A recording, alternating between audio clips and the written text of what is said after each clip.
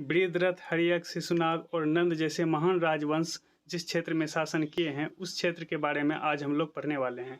नमस्कार साथियों, मैं विक्रांत स्वागत करता हूं जर्मिनेशन से। आज हम लोग मगध क्षेत्र विशेष को आगे बढ़ाएंगे। इस क्षेत्र विशेष में किन प्रमुख राजवंशों ने शासन किया और उस राजवंशों में कौन कौन से प्रमुख राजा थे, उसी के बारे में आज हम लोग जानने वाले हैं। तो बिना देरी किए हुए चलिए शुरू करते हैं इस वीडियो को।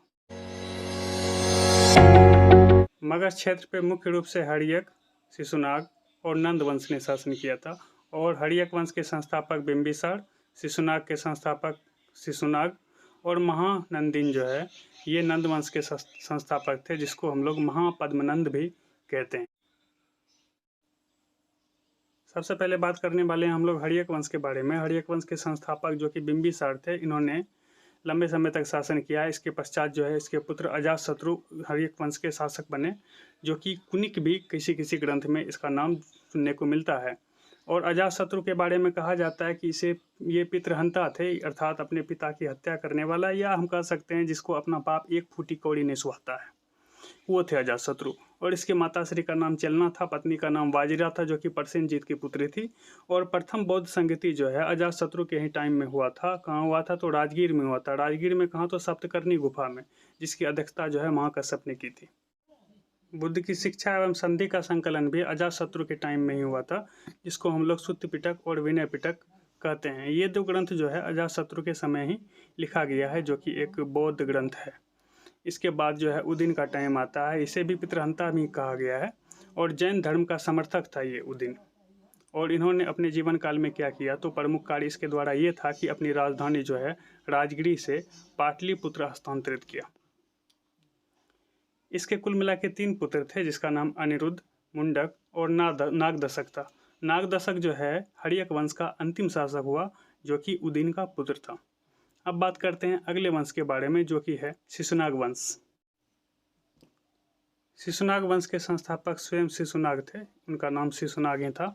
और ये एक वंश के जो अंतिम शासक थे नागदशक, उसको अपदस्थ करके एक अमात्य ने शिशुनाग वंश की नींव रखी थी, वही थे ये शिशुनाग भाई साहब। और इसके जो है प्रमुख शासक जो है शिशुनाग वंश के, वो हैं कालाशोक, जिसको हम लोग किसी ग्रंथ में काकवर्ण भी कहते हैं। ऐसा कहा जाता है कि उसका रंग जो है कौवे जैसा था, शायद इसीलिए उसे काकवर्ण कहते हैं। और इसके अंतिम शासक जो है उसका नाम नंदीवर्धन था, शिशुनाग वंश के अंतिम शासक। इसके बाद एक और राजवंश जो कि मगध के काफ़ी महत्वपूर्ण राजवंश हैं, उसका नाम है नंदवंश। नंदवंश के संस्थापक के बारे में अगर बात करें, उसका नाम महापद्मनंद था। महापद्मनंद, जिसको कि किसी ग्रंथ में महानंदिन भी कहते हैं। इन्होंने बहुत सारे उपाधि को धारण किए हुए था, जिसमें कि एक राज, भार्गव और सर्व छत्रांतक, यहाँ पे स्पेलिंग थोड़ा सा एरर है। भार्गव कहने का मतलब परशुराम का अवतार हम कह सकते हैं, और सर्व छत्रांतक का मतलब है हो गया क्षत्रियों का नाश करने वाला। इसके जो है कुल मिला के 8 पुत्र थे।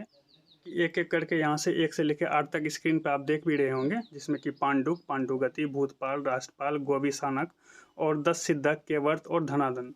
धनानंद जो थे वो अंतिम शासक हुए नंदवंश के। और बाद में चाणक्य ने चंद्रगुप्त मौर्य की सहायता से धनानंद की हत्या करवाकर चंद्रगुप्त मौर्य को उस मगध साम्राज्य को उसके हाथों में सौंप दिया।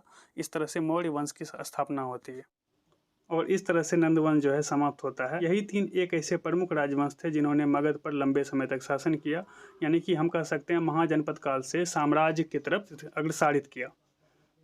आई होप मगध के जो ये प्रमुख राजवंश थे, इसके बारे में आप लोग समझ गए होंगे, आप लोगों को जानकर अच्छा लगा होगा।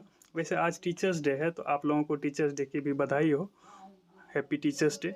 साथ ही साथ जो नए हैं इस चैनल को सब्सक्राइब कीजिएगा, और जो पुराने हैं वीडियो को लाइक कीजिएगा, नए वाले भी कर दीजिएगा। क्या जाता है, बस 1 सेकंड लगेगा।